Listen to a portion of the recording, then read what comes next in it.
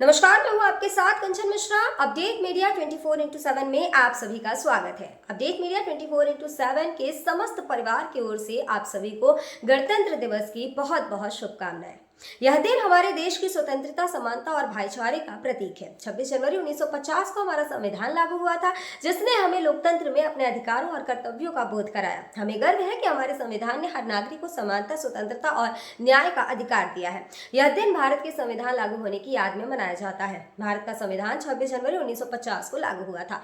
इस दिन दिल्ली के राजपथ पर परेड और झांकियां निकाली जाती हैं। भारत के राष्ट्रपति तिरंगा फहराते हैं और 21 तोपों की सलामी दी जाती है। आओ झुककर सलाम करें उन्हें जिनके हिस्से में ये मुकाम आता है। खुशनसीब होता है वो खून जो देश के काम आता है। ना पूछो जमाने से कि क्या हमारी कहानी है, हमारी पहचान तो बस इतनी है कि हम सब हिंदुस्तानी हैं। ना जियो धर्म के नाम पर, ना मरो धर्म के नाम पर, इंसानियत ही है धर्म वतन का, बस जियो वतन के नाम पर। एक बार फिर से आप सभी को अपडेट मीडिया 24x7 के समस्त परिवार की ओर से गणतंत्र दिवस की बहुत। भारत का गणतंत्र दिवस 26 जनवरी को क्यों मनाया जाता है? जैसा कि आप जानते हैं कि गणतंत्र दिवस हमारा राष्ट्रीय पर्व है जो 26 जनवरी को मनाया जाता है। हर साल गणतंत्र दिवस के दिन भव्य परेड का योजना बनाया जाता है जो इंडिया गेट से राष्ट्रपति भवन तक होता है। इस परेड के दौरान थल सेना, वायुसेना और नौसेना के जवान शामिल होते हैं। इस परेड के दौरान तीन सेनाओं के प्रमुख राष्ट्रपति को सलामी देते हैं। यही नहीं, इस दिन तीन सेनाएं आधुनिक हथियारों का प्रदर्शन भी करती हैं जो राष्ट्रीय शक्ति का प्रतीक है। लेकिन आप जानते हैं कि गणतंत्र दिवस 26 जनवरी को ही क्यों मनाया जाता है? दरअसल 1950 ईस्वी में मुझे भारत सरकार अधिनियम को हटाकर भारत का संविधान लागू किया गया था। संविधान को लागू करने के लिए 26 जनवरी का दिन इसलिए चुना गया क्योंकि साल 1929 में दिसंबर में लाहौर में भारतीय राष्ट्रीय कांग्रेस का अधिवेशन पंडित जवाहरलाल नेहरू की अध्यक्षता में हुआ था। इस अधिवेशन में प्रस्ताव पारित कर इस बात की घोषणा की गई कि यदि अंग्रेज सरकार द्वारा 26 जनवरी 1930 तक भारत को स्वतंत्र देश का दर्जा नहीं दिया गया तो भारत को पूर्ण रूप से स्वतंत्र देश घोषित कर दिया जाएगा। जब अंग्रेज सरकार ने कुछ नहीं किया तब कांग्रेस ने 26 जनवरी 1930 को भारत को पूर्ण स्वराज घोषित कर दिया। 26 जनवरी 1950 के दिन सुबह 10:18 पर भारत एक गणतंत्र बना। इसके 6 मिनट बाद 10:24 पे राजेंद्र प्रसाद ने भारत के पहले राष्ट्रपति के रूप में शपथ ली। इस दिन पहली बार बतौर राष्ट्रपति डॉक्टर राजेंद्र प्रसाद बग्घी पर बैठकर राष्ट्रपति भवन से निकले थे। इस दिन पहली बार भारतीय सैन्य बल की सलामी ली। पहली बार उन्हें गॉर्ड ऑफ स्वामित्व दिया गया था। गणतंत्र दिवस के दिन भारत में राष्ट्रीय अवकाश भी घोषित किया जाता है। यह हमारे देश के लिए बेहद ही खास पर्व है। साथ ही यह हमारे लिए बेहद ही गर्व का विषय है कि हमारे राष्ट्र को एक गणराज्य के रूप में स्थापित हुए 76 वर्ष पूरे हो चुके हैं। देश की संप्रभुता और एकीकरण को दर्शाने वाला यह त्योहार हर भारतीय के मन में देशभक्ति की भावना का संचार करता है। 26 जनवरी 1950 21 तोपों की सलामी के साथ तिरंगा फहराते हुए राष्ट्रपति डॉक्टर राजेंद्र प्रसाद ने स्वतंत्र भारत का स्वनिर्मित संविधान लागू किया। भारत के नए युग की शुरुआत के साक्षी देशवासियों सहित सी गोपालाचारी, जवाहरलाल नेहरू, सरदार पटेल जैसे गणमान्य बने। मात्र 3 साल पहले आजादी की सुबह देखने वाले देश ने अपना संविधान बनाकर विश्व को अपनी संप्रभुता का परिचय दिया। हालांकि ये डगर इतनी आसान नहीं थी। इतिहास के पन्नों को टटोले तो मालूम होता है कि स्वराज के साथ ही अपने संविधान, हक और हुकूम की लड़ाई बेहद चुनौती भरी थी। दरअसल अंग्रेजों की गुलामी से त्रस्त देशवासियों को प्रथम विश्व युद्ध के दौरान एक सुनहरा अवसर हाथ लगा जब ब्रिटेन की ओर से मदद की गुहार लगाई गई। भारतीयों ने सहर्ष प्रस्ताव स्वीकार किया और वर्ल्ड वॉर में ब्रिटेन के साथ खड़े नजर आए। यह उद्देश्य के साथ कि उन्हें आगे चलकर अंग्रेजों की हुकूमत से आजादी मिल जाएगी। लेकिन एक बार फिर अंग्रेज अपनी बात से पलटते नजर आए और आजादी के बदले लेकर आए भारत सरकार अधिनियम 1919। इस अधिनियम का असर ये रहा कि देश के कुछ बड़े प्रांत में दोहरी शासन प्रणाली व्यवस्था लागू हुई। इसके तहत स्वास्थ्य, शिक्षा, कृषि जैसे विषयों को भारतीय मंत्रियों के सम्मुख सौंप दिया गया था। वहीं दूसरी तरफ से सैन्य, रक्षा और विदेशी मसले जैसे अहम मुद्दे वायसराय के अधिकार क्षेत्र में रहे। इसके अनुरूप भारतीयों को यह आश्वासन दिया गया कि इस अधिनियम से पड़ने वाले प्रभावों का विषय में भविष्य में आकलन किया जाएगा। अंग्रेजों के इसी कदम ने जमीन तैयार की साइमन कमीशन की। जो साल 1928 में भारत की धरती पर दाखिल हुआ। साइमन कमीशन ने बड़े ही नाटकीय अंदाज में संवैधानिक सुधारों की समीक्षा कर अपनी रिपोर्ट तैयार की। लेकिन अब समय बदल गया है। अब देशवासी अंग्रेजों के बहकावे में नहीं आने वाले थे, क्योंकि स्वराज के साथ साथ अपने संविधान की मांग भी धीरे धीरे देशवासियों के मन में परवान चढ़ने लगी थी। साइमन कमीशन रिपोर्ट के बाद देश भर में जमकर आंदोलन हुए। इसे शांत करने के लिए ब्रिटिश सरकार ने राउंड टेबल कॉन्फ्रेंस का आयोजन किया। हालांकि देश के सभी वर्ग के नेता इसमें शामिल नहीं थे, इसलिए ये एक असफल प्रयास सिद्ध हुआ। लेकिन जहां एक तरफ ब्रिटिश हुकूमत भारतीयों के इरादों को एक बार फिर भुलाने के जद्दोजहद में लगी थी, तो वहीं दूसरी तरफ देश के वीर सपूतों ने अपने संविधान का खाका तैयार भी कर लिया था। साल 1928 में मोतीलाल नेहरू सहित 8 कांग्रेस नेताओं ने एक संविधान का मसूदा तैयार किया, जिसकी नींव 1921 में भारतीय राष्ट्रीय कांग्रेस के कराची अधिवेशन में तय की गई थी। इस तरह स्वतंत्र भारत के संविधान की रूपरेखा सजने लगी थी। समय का पहिया आगे बढ़ता गया। फिर आया गवर्नमेंट ऑफ इंडिया एक्ट 1935, जिसे हमारे संविधान का संरचनात्मक आधार कहा जाता है। दूसरे शब्दों में कहें तो यह एक फाउंडेशन बन गया, जिसके ऊपर मौजूदा संविधान की भव्य इमारत खड़ी हो गई। एक्ट 1935 भारत के लिए आज़ादी की सुगबुगाहट के साथ आया, लेकिन आज़ादी की आहट के साथ मुस्लिम लीग और कांग्रेस के बीच मतभेदों की खाई गहरी होती जा रही थी। दोनों के बीच तल्खियां इतनी बढ़ चुकी थी कि बुनियादी मुद्दों पर भी समझौते की गूंज तक नहीं रही थी। हालांकि इन सभी विवादों से आगे बढ़ते हुए भारतीय नेता अपने लक्ष्य की ओर बढ़ रहे थे।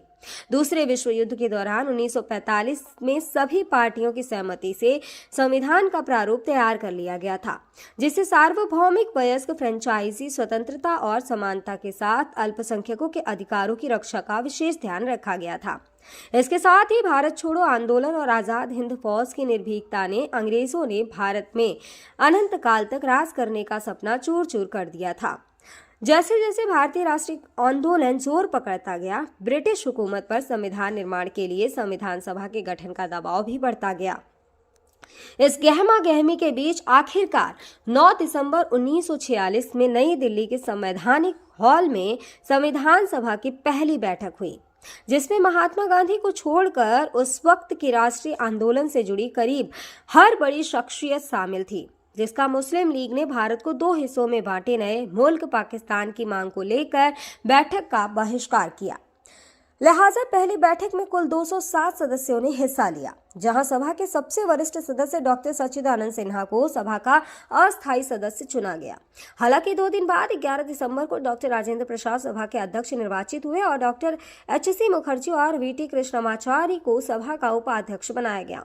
इसी कड़ी में आया सुनहरा दिन 15 अगस्त 1947 का, जब गुलामी की बेड़ियों को तोड़ भारत ने आज़ादी की नई सुबह देखी। देशवासियों में जोश भरते हुए आज़ाद भारत के प्रथम प्रधानमंत्री जवाहरलाल नेहरू ने बुलंद आवाज में देश को संबोधित किया। इतिहास के पन्नों में यह भाषण ट्रस्ट विद डेस्टिनी नाम से दर्ज हुआ।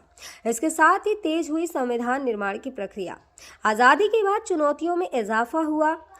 संविधान पर सामग्री की कमी थी, लेकिन उसका सही चयन और उचित व्याख्या का काम बहुत जटिल था। बी.एन. राव द्वारा तैयार किए गए संविधान के प्रारूप पर विचार विमर्श करने के लिए संविधान सभा 29 अगस्त 1947 को एक संकल्प पारित करके प्रारूप समिति का गठन किया।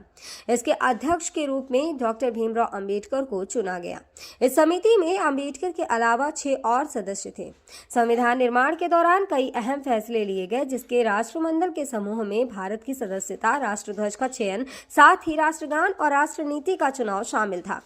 यहाँ दिलचस्प बात यह है कि संविधान में सबसे पहले नंबर पर आने वाली उद्देशिका सबसे अंत में पारित हुई। संविधान अगर राजनीतिक असंवैधानिक दस्तावेज है, तो पीएमएल एक ग्रंथ को दार्शनिक नजरिया प्रदान करती है। डॉक्टर भीमराव अंबेडकर की अगुवाई में संविधान निर्माताओं ने 60 देशों के संविधानों का अध्ययन किया। 4 नवंबर 1948 को संविधान का अंतिम प्रारूप पेश किया। संविधान तैयार करने के बाद मुश्किल खड़ी हुई कि इसे सुंदर अक्षरों में पिरोकर कैसे संजोया जाए। इस उधेड़-बुन के बीच प्रेम बिहारी नारायण रायजादा का नाम सामने आया, जो कि अपने दौर के सबसे विख्यात कैलीग्राफर थे। उसके बाद भारत का संविधान प्रेम बिहारी नारायण रायजादा सुलेख फॉन्ट में लिखा गया। उसके प्रत्येक पृष्ठ को नंदलाल बोस के मार्गदर्शन में शांति निकेतन के कलाकारों द्वारा अलंकृत किया गया। इस तरह कुल 2 साल 11 महीने और 18 दिनों में विश्व के सबसे बड़े लोकतंत्र का स्वनिर्मित संविधान बनकर तैयार हुआ। आधिकारिक तौर पर 26 नवंबर 1949 को संविधान को पारित किया गया, जिस पर संविधान समिति के 15 महिलाओं सहित 284 सदस्यों ने हस्ताक्षर किए। वहीं संविधान लागू करने के लिए 26 नवंबर को चुना गया, क्योंकि 26 जनवरी 1930 को भारतीय कांग्रेस के लाहौर अधिवेशन में पूर्ण स्वराज का प्रस्ताव रखा गया था। इतिहास में इसे प्रथम स्वतंत्रता दिवस के रूप में भी जाना जाता है। यही कारण है संविधान लागू करने के लिए भारत के प्रथम स्वतंत्रता दिवस यानी 26 जनवरी को चुना गया। 26 जनवरी 1950 दिल्ली की सर्दी को देशभक्ति मात दे रही थी, जब राजगोपालाचारी ने अपने शब्दों में भारत को संप्रभु लोकतांत्रिक गणतंत्र घोषित किया। इसके बाद डॉक्टर राजेंद्र प्रसाद को भारत के पहले राष्ट्रपति की शपथ दिलाई गई। उसके बाद सार्वजनिक समारोह की शुरुआत हुई, जिसमें राष्ट्रपति डॉक्टर राजेंद्र प्रसाद और मुख्य अतिथि इंडोनेशिया के अध्यक्ष सुकर्नो हुए और मुख्य अतिथि इंडोनेशिया के अध्यक्ष सुकर्नो भी शामिल हुए। इसी तरह दिनांक 26 जनवरी 1950 इतिहास के पन्नों में स्वर्णिम अक्षरों में दर्ज हो गया। ग्राम रसूलपुर, ब्लॉक बचरावा, जनपद रायबरेली प्रधान अनिल कुमार और प्रतिनिधि श्रीपाल की ओर से समस्त गांव वासियों, नगर वासियों और देशवासियों को गणतंत्र दिवस की बहुत बहुत शुभकामनाएं। और साथ ही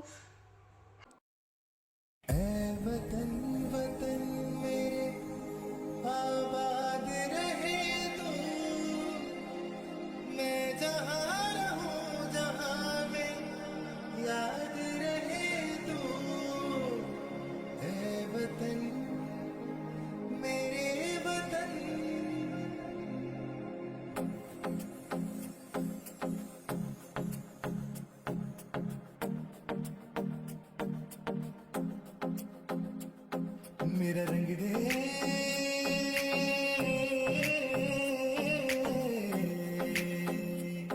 मेरा रंग दे बसंती चोला, माए रंग दे, मेरा रंग दे बसंती चोला, माए रंग दे, मेरा रंग दे बसंती चोला, रंग दे।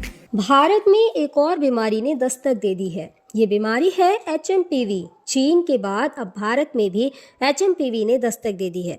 भारत में HMPV के 2 केसेस मिले हैं, जिसके बाद लोगों के मन में डर और सवाल पैदा हो गए हैं। सवाल ये कि HMPV वायरस क्या है, HMPV वायरस के लक्षण क्या है, HMPV वायरस से कैसे करें बचाव, और क्या HMPV कोई नया वायरस है? अगर आपके मन में भी ये सवाल है तो यहाँ आपको हर सवाल के जवाब मिल जाएंगे। चीन में ह्यूमन मेटान्यूमो वायरस की वजह से वायरल बुखार श्वसन संक्रमण के बड़े मामले सामने आ रहे हैं। कर्नाटक में 2 मामले सामने आए हैं, जिनमें बेंगलुरु में भी 8 महीने की बच्ची में इस वायरस के संक्रमण का मामला सामने आया है। अब सवाल ये है कि आखिर HMPV क्या है? HMPV यानी ह्यूमन मेटान्यूमो वायरस एक श्वसन वायरस है जो फ्लू जैसे लक्षण पैदा करता है। अब निचले और ऊपरी श्वसन संक्रमण जैसे सर्दी का कारण बनता है। यह एक मौसमी बीमारी है जो आमतौर पर सर्दियों और शुरुआती वसंत में होती है, जो RSV यानी रेस्पिरेटरी सिंसिटियल वायरस और फ्लू के समान होते हैं। इससे बचाव के लिए HMPV आमतौर पर बच्चों में ही डिटेक्ट होता है। सभी फ्लू सैंपल में से 0.7% में HMPV होते हैं। इसके लक्षण है कि HMPV वायरस को ह्यूमन मेटान्यूमो वायरस या ह्यूमो वायरस कहते हैं, जिसके लक्षण काफ़ी हद तक सामान्य सर्दी जुकाम के समान होते हैं। सामान्य मामलों में यह खांसी या गले में घरघराहट, नाक बहने या गले में खराश का कारण बनता है। छोटे बच्चों या बुजुर्गों में HMPV का संक्रमण गंभीर हो सकता है। कमज़ोर ह्यूमन सिस्टम वाले लोगों में भी ये वायरस गंभीर बीमारी का कारण बन सकता है। कहा जा रहा है कि इस वायरस से संक्रमित मरीजों में सांस लेने में दिक्कत और फ्लू जैसे लक्षण दिखाई दे रहे हैं। इसके इलाज के लिए ज़रूरी है कि इसमें सबसे ज़रूरी होता है कि अगर आपको HMPV के होने का संदेह होता है या इस तरह के कोई लक्षण आपको नज़र आते हैं तो बिना डॉक्टर के सलाह के कोई भी एंटीवायरल दवाओं का इस्तेमाल ना करें। सांस की बीमारी से जुड़े एक्सपर्ट ने लोगों को मानव मेटान्यूमो वायरस से लड़ने के लिए एंटीवायरल दवाओं का आंख बंद कर उपयोग न करने की सलाह दी है। ऐसे में सावधानी बरतें और बिना डॉक्टर के सलाह के कोई भी दवा न लें। फिलहाल इसका कोई टीका अब तक नहीं है। इसके लक्षण जैसा हम पहले ही बता चुके हैं कि सर्दी जुकाम होते हैं। 2023 में England, Britain, Finland, Australia, Canada, America और चीन में HMPV का पता चला था।